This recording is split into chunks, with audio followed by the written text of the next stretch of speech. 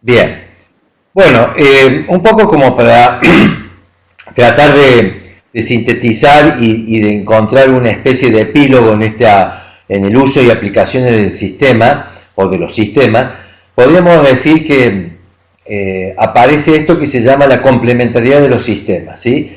En la arquitectura, como en mucho, prácticamente en todo lo que es las facetas del hombre, pretender abarcar un elemento, un hecho desde una sola mirada es casi utópico, ¿no?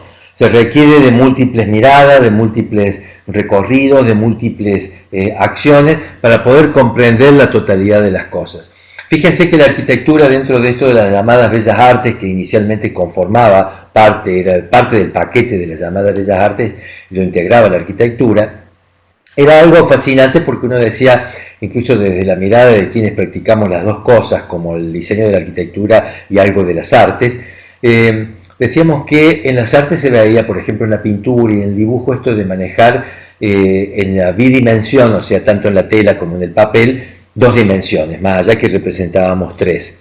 Y en la escultura podíamos manejar las tres dimensiones simultáneamente, es como si hiciéramos una maqueta, un modelo, y en la escultura se verificaba en esto de las tres dimensiones. Pero en la arquitectura parecía algo más interesante y que era un poco más místico, más bello, ¿no? Porque aparecía esta cosa de la cuarta dimensión, porque aparecía el recorrido, y el recorrido estaba asociado con el tiempo, y el tiempo sería una suerte de cuarta dimensión. Es decir, el recorrer la arquitectura y comprender la arquitectura no lo podemos hacer si no lo miramos desde afuera, desde adentro, y la recorremos de atrás para adelante, de adelante para atrás, pero ni hablar si la recorremos incluso con las piezas gráficas en la mano, o con la fotografía, o con lo que fuese, como elemento auxiliar que me ayuda a comprender dicha morfología, su uso, su función, etcétera, etcétera. Por eso es la necesidad de comprender que para diseñar no me basta un solo sistema, sino que debo combinar estos sistemas. Y esta combinación sería una suerte de que, más que combinar, sería la parte de que uno diría completo, un sistema completa al otro, ¿no? Por eso hablamos de la complementariedad de los sistemas. Acá aparece en la carátula de este encuentro una gráfica del libro de Houdin, que lo he mencionado muchas veces, de Bernard Schulmi, donde combina un sistema de proyecciones diédricas, un sistema de proyecciones bidimensionales, con un cónico. Y es muy interesante porque también combina tipo de expresión. Cambia el soporte ya no es blanco, como tradicionalmente lo usamos, sino un soporte negro, cambia la tinta negra por la tinta blanca, y acá claramente estamos viendo una proyección horizontal, ¿no? Donde se ve la planta, muro, ¿sí? Se ve una especie de cilindro, acá hay una rampa de acceso, una escalera lateral, hay una puerta doble para entrar a este espacio, hay una escalera que va a llevar a la planta alta, por detrás de la escalera hay una puerta, un sanitario obviamente, ¿sí? Un depósito, otro depósito, aparece lateralmente una especie de galería, otra escalera externa, todo esto sería a nivel planta. Ventanas, claramente se ven ventanas y columnas, y aparece juxtapuesto en color, un rojo fuerte, una cónica donde se verifica morfológicamente lo que acabo de describir. El cilindro, las ventanas, la rampa, se ve acá claramente, esta es la rampa, la puerta doble, la escalera lateral de la rampa, ¿sí? La otra escalera lateral que está subiendo aquí a esta especie de balcón, y también se combina acá arriba con un detalle tecnológico, es decir, una juxtaposición de diédrico y cónico de varios puntos y varias miradas, ¿sí? Un grafismo, si se quiere, una suerte de mirada exterior que me completa la presentación de un posible proyecto. Y acá en esta otra imagen se ve la combinación del diédrico, planta baja, planta alta, con una caballera, una axonométrica, caballera de planta, ¿sí? Ahí se ve claramente el ángulo de 90 grados, ¿sí? En función con el humito del hogar que sale o de la cocina, con los pinos que están alrededor, toda la conífera, el césped, bueno, la textura, el color, una imagen donde se recrea la obra en situación, o sea, en el sitio, ¿sí? Cuando hablamos de complementariedad, obviamente tenemos que entender que nosotros estamos abarcando todos estos tres sistemas de proyecciones paralelas y proyecciones cónicas, pero con el agregado posible que puedan tener todos estos elementos digitales. Es decir, yo puedo recrear tranquilamente una proyección paralela conjuntamente con una cónica a partir de un elemento óptico mecánico, tranquilamente a partir de un ordenador donde yo hago un recorrido utilizando este concepto de la cuarta dimensión, el tiempo, ¿no? ¿Sí? Y dentro de esto yo tendría que tomar estos tres sistemas y decir, bueno, a ver, los tres sistemas muestran el todo, ¿sí? O la parte, según lo vea. Con los tres sistemas puedo organizar, puedo ver la forma y puedo percibir la forma. Pero uno diría, a la hora de poder decir, bueno, a ver, ¿cuál es la característica principal que tiene cada uno de estos sistemas?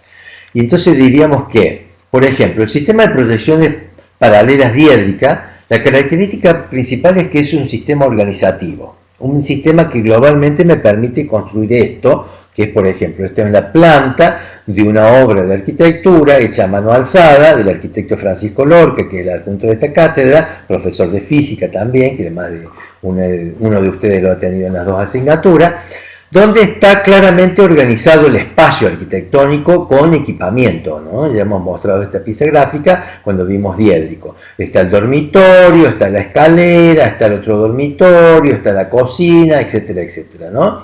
Hay un dibujo, una pieza gráfica que me permite organizar el espacio, me permite organizar el sistema de circulación, me permite organizar la ocupación del espacio y la ubicación de los objetos que se posicionan dentro del espacio.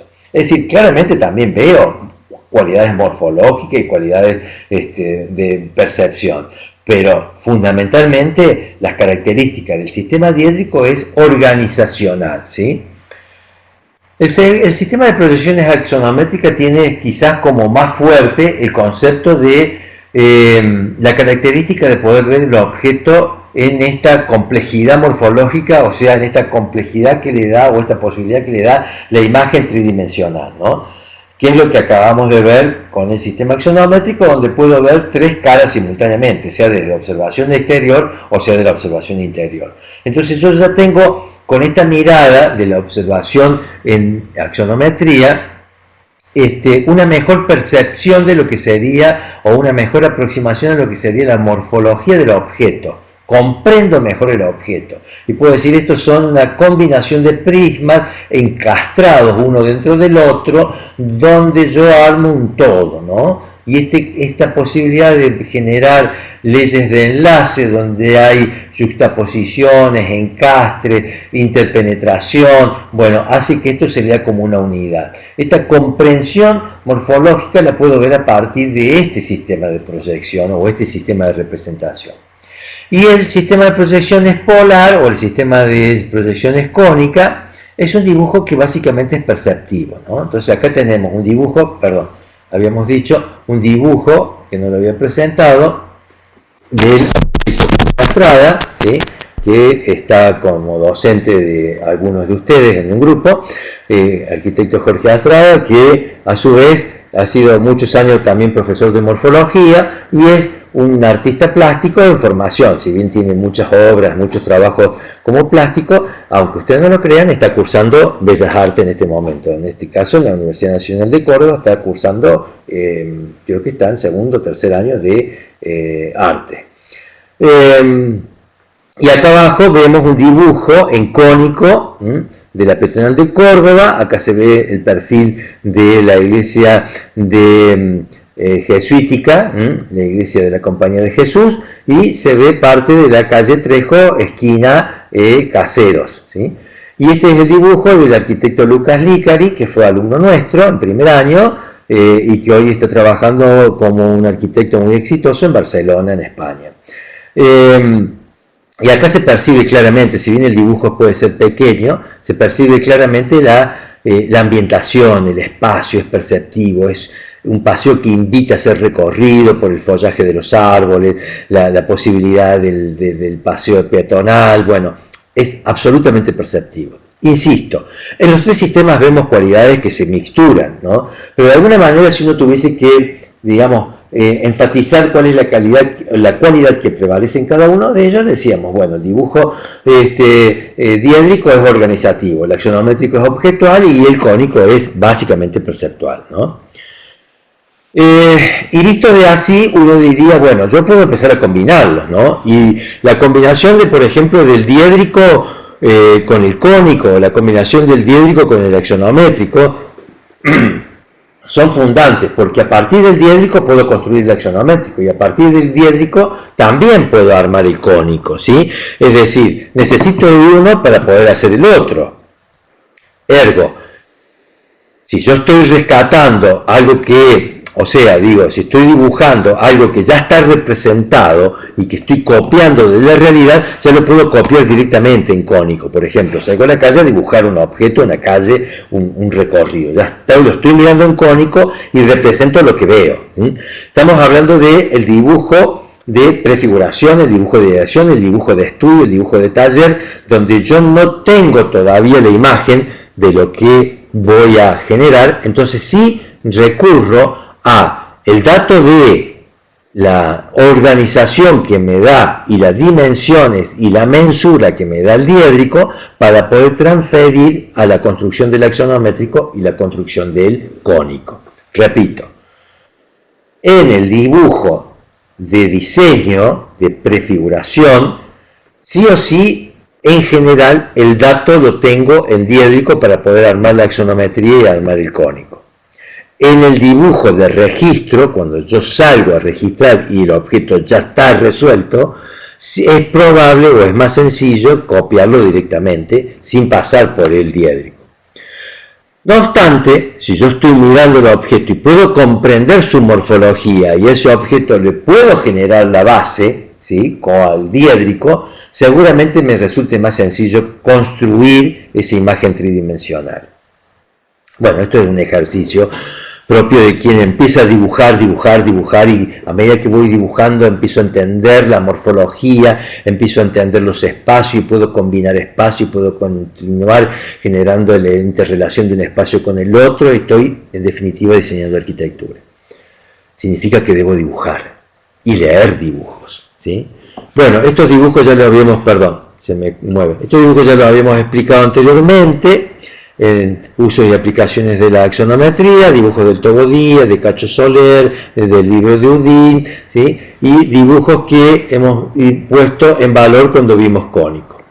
Pero vemos cómo se empieza a combinar, ¿no? Esta combinación diédrico en horizontal, diédrico en vertical, bidimensión, tridimensión, axonométrico. Diédrico, bidimensión, diédrico, bidimensión, tridimensión, axonométrico. Acá igualmente, diédrico y axonométrico, y acá diédrico y cónico, ¿sí? El diédrico está dado por el plano de cuadro, por ejemplo. El plano de cuadro es un seccionamiento vertical, y a partir de ese seccionamiento vertical o esa mirada vertical, puedo construir el cónico hacia adentro, ¿no? Entonces está esta idea de combinación también con el diédrico para construir el cónico. Hay muchos arquitectos que hacen alarde de ese uso y esa combinación. Por caso, uno de nuestros arquitectos estrella en Córdoba, el arquitecto Miguel Ángel Roca. El arquitecto Miguel Ángel Roca, ya hemos dicho algunas palabras de él, ex profesor titular, profesor jefe de trabajo práctico, profesor titular de arquitectura 5, profesor titular del taller vertical de arquitectura 3, 4 y 5, muchos años decano de la Facultad de Arquitectura, un arquitecto que se formó en la Universidad Nacional de Córdoba y que hizo su posgrado en Estados Unidos bajo la batuta o bajo la tutela de CAM, del cual de quien se nutre mucho esto del uso del hormigón y el tipo de arquitectura que luego trae y recrea en Córdoba. Autor de un sinnúmero de obras en Córdoba, ¿no? Y tiene muchas publicaciones. Dentro de las publicaciones tiene un libro de dibujo, ¿no? El arquitecto Miguel Ángel Roca es hijo de un arquitecto, del arquitecto Roca, también muy famoso, en principios del siglo XX, si se quiere, donde hay también obras emblemáticas de su padre, por caso la obra en la calle 27 de Abril, la esquina Avenida General Paz, lo que sería lo que era el banco, una parte del Banco de Córdoba ahora. Y la madre de Miguel Ángel Roca, una artista plástica maravillosa, que también tuve la oportunidad de conocerla y de tenerla como profesora. Miguel Ángel Roca fue mi profesor y su madre también, ¿no? Miguel Ángel Roca fue mi profesor en arquitectura y su madre cuando yo cursaba los primeros años de Bellas Artes simultáneamente. Y Miguel Ángel Roca es un gran dibujante, ¿no? Y dentro de eso él ha hecho un libro de dibujo que se consigue en bibliotecas, se consigue en las librerías, donde él muestra cómo diseña, ¿no? Y acá aparece, perdón, se me mueve, aparecen piezas gráficas donde combina permanentemente, como si él pensara con el lápiz en la mano, ¿no? Y está resolviendo, fíjense, lo diédrico con lo axonométrico. Estos son estudios morfológicos de los CPC de Córdoba. Los CPC son los Centros de Participaciones Comunales, que serían una especie de sucursales de la Municipalidad de Córdoba en los barrios periféricos de la ciudad, ¿no? Donde está estudiando el diseño a partir de las combinaciones de espacios y volúmenes, a partir de la combinación morfológica. Acá está claramente el diédrico en horizontal, el diédrico en vertical, o sea, la bidimensión y la tridimensión en axonometría. Acá está el diédrico en vertical y lo cónico, ¿sí? Hacia adentro, esta suerte de espacio cilíndrico. Acá hay un axonométrico visto desde arriba, obviamente despiezado, sin la parte superior. Acá hay una cónica, que ya habíamos dicho cuando vimos cónica, que Miguel Ángel Roca dibuja muy al estilo medioevo, donde pone el observador casi junta la línea de horizonte con la línea de tierra, entonces permite generar esta suerte de imágenes que suben, que enaltecen, que hacen como que la arquitectura se eleva. Y estos estudios tecnológicos donde va viendo materialidad, piedra, hormigón, ladrillo, resoluciones técnicas de abertura, datos, información conceptual que complementan lo gráfico, y aparece mucha combinación cónica, visto de arriba, visto de frente, visto de adentro, visto de afuera, visto seccionado, visto sin seccionar. Bueno, dibuja muchísimo para comprender la forma, y creo que parte del éxito de Miguel Ángel Roca es esto: comprender la forma, entender la forma, la tiene internalizada, y la combinación morfológica le fluye porque la maneja con mucha fluidez a la hora del dibujo y la representación. Porque suele ocurrir, y sobre todo a ustedes en estos primeros años, que vienen a lo mejor las ideas, pero a la hora de plasmarla uno se ve limitado por la falta de habilidad de expresión, sea con el instrumento que sea con ordenador, con lápiz, con tinta, con pincel, con carbón, con ladrillo, con lo que fuese. Yo tengo que poderla plasmar, y para eso tengo que leer mucho dibujo y dibujar, o sea, escribir mucho dibujo, ¿no? Estas piezas gráficas son brillantes, las hemos traído rápidamente, son piezas gráficas de la historia de la gráfica, del dibujo arquitectónico, donde no existía ordenador, no existía regla, no existía escuadras, tintas ni nada, eran dibujadas a pluma, con instrumentos muy básicos, y así todo son piezas gráficas de una búsqueda del diseño, una búsqueda de la morfología del diseño, que tienen una riqueza increíble, más allá que haya defectos o errores de lo que sería hoy la estructura rigurosa del manejo del sistema, ¿no? Quizás en aquella época estaba bien visto. Fíjense, si yo miro esta imagen, que es un despiece, o una desmaterialización, sobre una cónica, yo diría, bien, está claro que este prisma, o este cilindro con la cúpula, ¿sí? Y ahí el óculo, que es esta especie de, estamos hablando del Panteón de Roma, tiene un punto de fuga, ¿sí? Pero a su vez esto tiene otro punto de fuga, acá se quebró. Yo o miro acá, serían como dos perspectivas distintas. Entonces, si vamos a la rigurosidad del manejo del sistema, estaría mal. Si me voy al 1560, seguramente eso está muy bien dibujado, ¿sí? Y es un alarde de poder mirar el exterior simultáneamente con el interior, ¿no? Ni hablar en todas estas piezas gráficas del siglo XV, o sea, de 1400, ¿no? 1750, fíjense este seccionamiento vertical, no hay cónica acá, la sensación de profundidad está dada por la sombra, ¿sí? Acá hay sombras propias y sombras arrojadas, que ya veremos más adelante lo que significa la aplicación de las sombras sobre la representación de la arquitectura. Me da esta posibilidad de encontrar las profundidades, ¿no? Pero todo es diédrico, ¿no? Increíble la imagen. Esta imagen que hace Peruzzi sobre la Basílica de San Pedro, que es también un estudio tecnológico muy grande, ¿no? A medida que va avanzando en el desarrollo de esta cónica, que es claramente una cónica, hay seccionamientos graduales horizontalmente. Esto está como la huella, ¿sí?, de lo que después van a ser las columnas. Acá aparecen las primeras columnas con el primer basamento, las segundas columnas del segundo basamento, y así sucesivamente va yendo hacia atrás hasta que llega a la cúpula, ¿no? Es como una gradiente de seccionamientos horizontales, cada vez más arriba, pero desplazándose en el sentido de la proyección cónica hacia atrás, ¿no?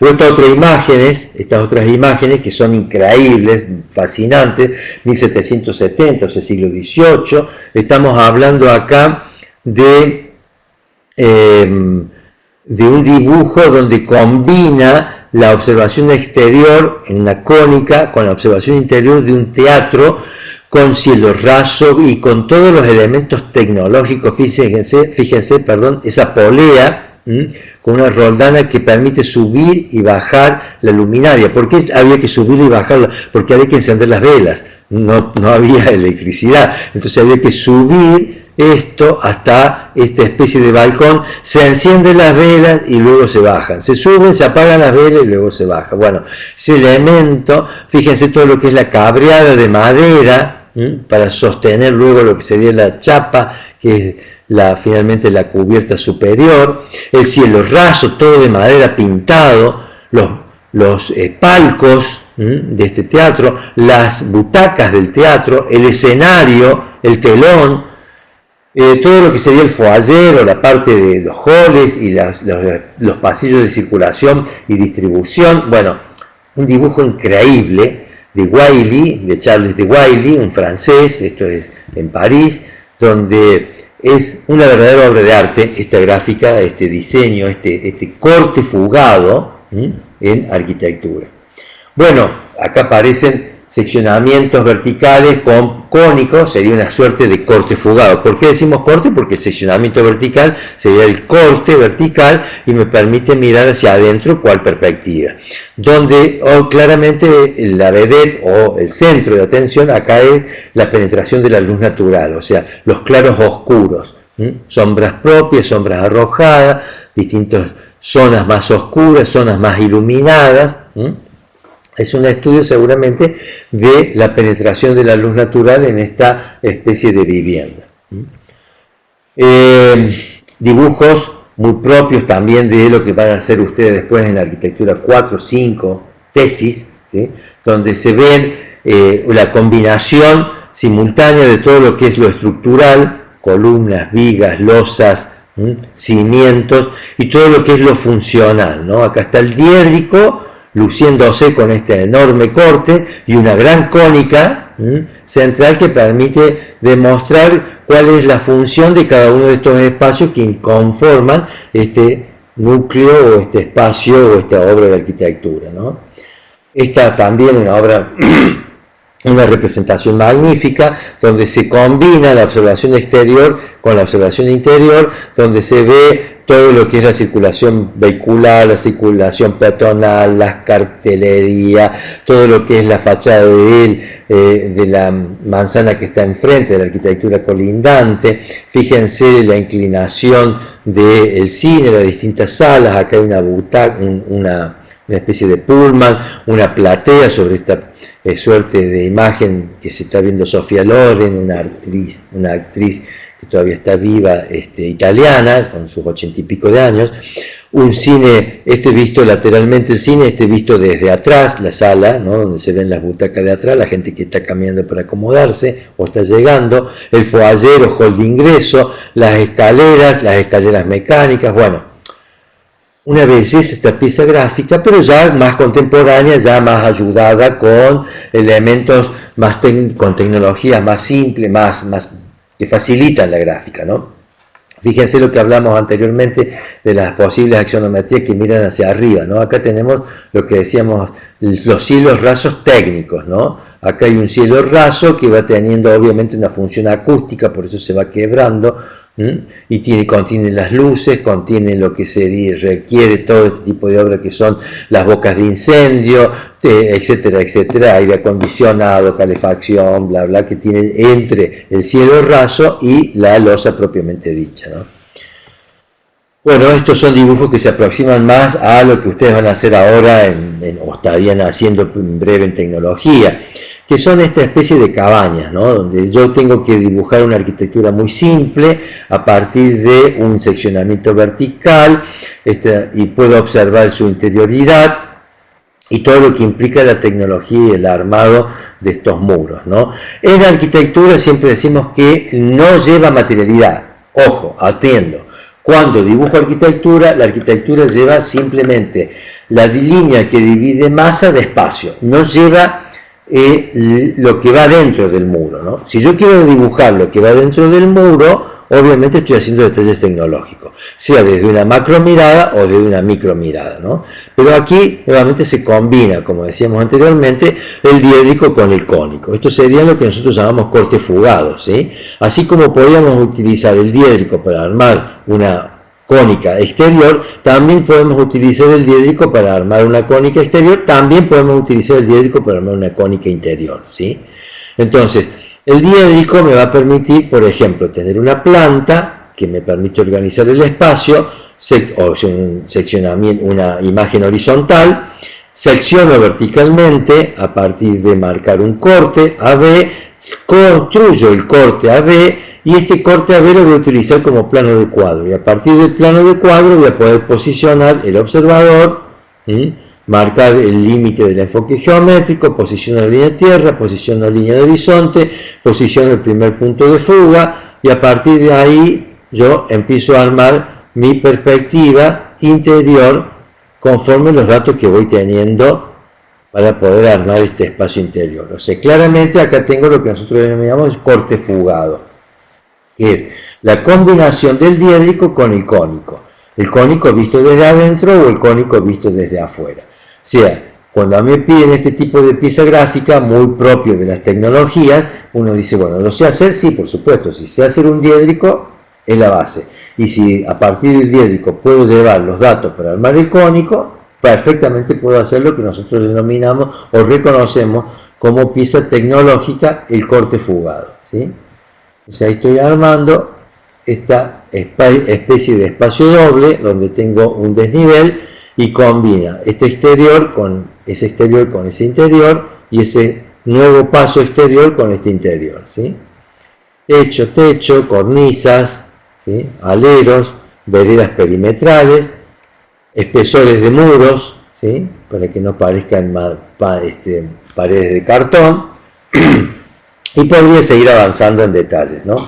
Es decir, el diédrico combinado con el cónico. El diédrico que me permite mirar, cuantificar, organizar, ¿sí? Y me permite levantar los datos para poder armar a partir de un seccionamiento vertical una perspectiva polar o proyección cónica.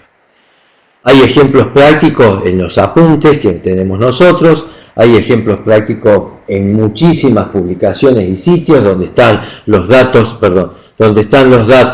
en diédrico. A partir de la planta y el corte puedo construir este interior, ¿sí?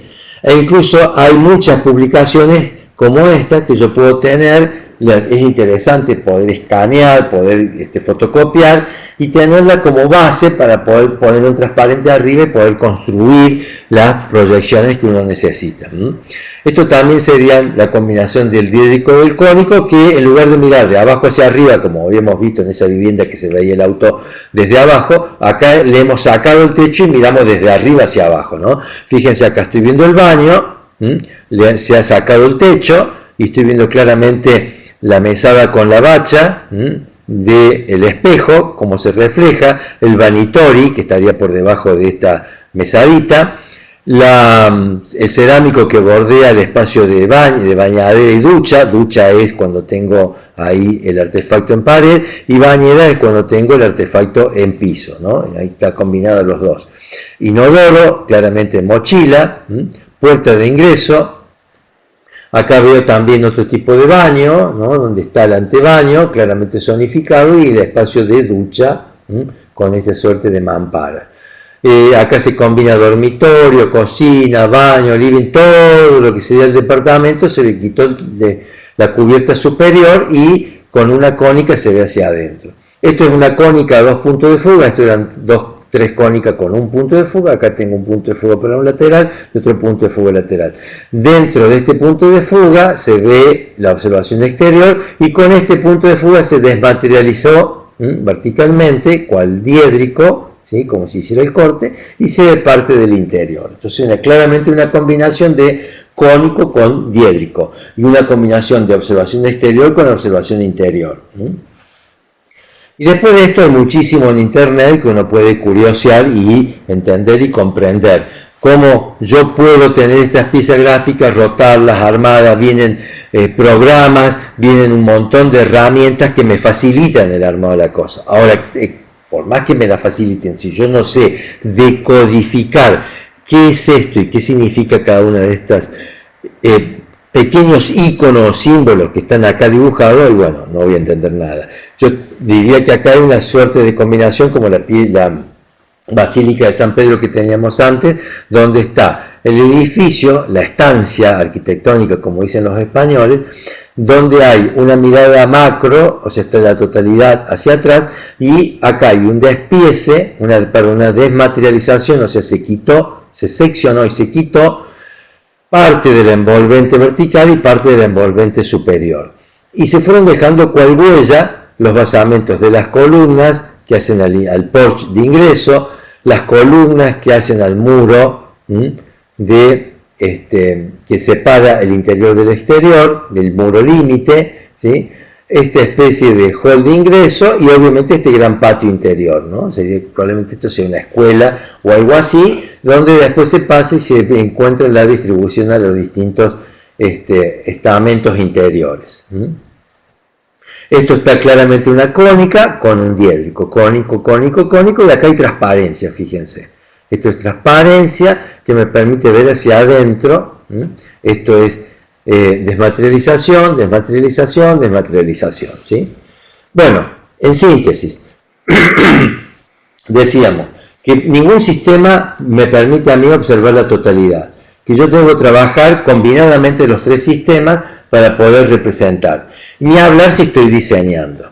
Luego, la combinación de estos 3 sistemas, la selección de qué pongo en un sistema y qué pongo en otro. La selección, si miro desde arriba, si desde abajo, desde adentro, si desde afuera, ya tiene que ser algo que tengo que empezar a decidir yo. O sea, ustedes, cada uno de ustedes cuando está diseñando.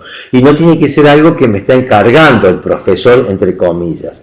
¿Por qué? Porque yo tengo que encontrar y entender lo que estoy haciendo y a partir de entenderlo encontrar cuáles serían las piezas gráficas que mejor describen lo que yo estoy diseñando o lo que yo estoy tratando de encontrar como elemento apropiado para mostrar el dicho diseño.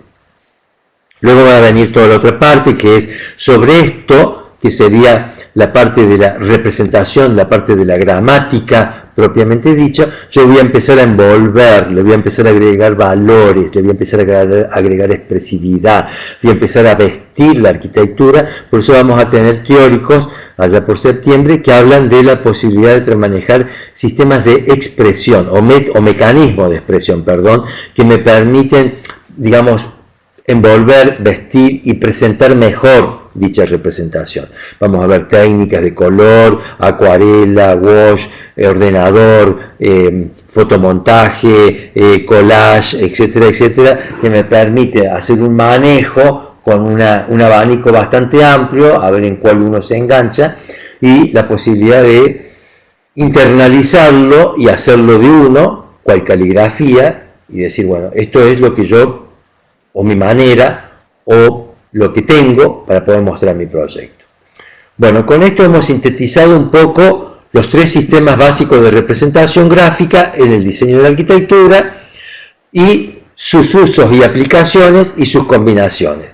Sobre esto obviamente hay muchísima más bibliografía y mucho más para introducir y profundizar, y obviamente a medida que ustedes van creciendo y desarrollándose a lo largo de la carrera y se van abriendo las vertientes a las distintas áreas del diseño, de la tecnología, de la instalación, del equipamiento, etcétera, etcétera, van encontrando cómo esto empieza a enriquecerse, ¿sí? Esto sería como una especie de puntapié inicial, pero siempre vamos a decir lo mismo, entre entender y saber hay que hacer.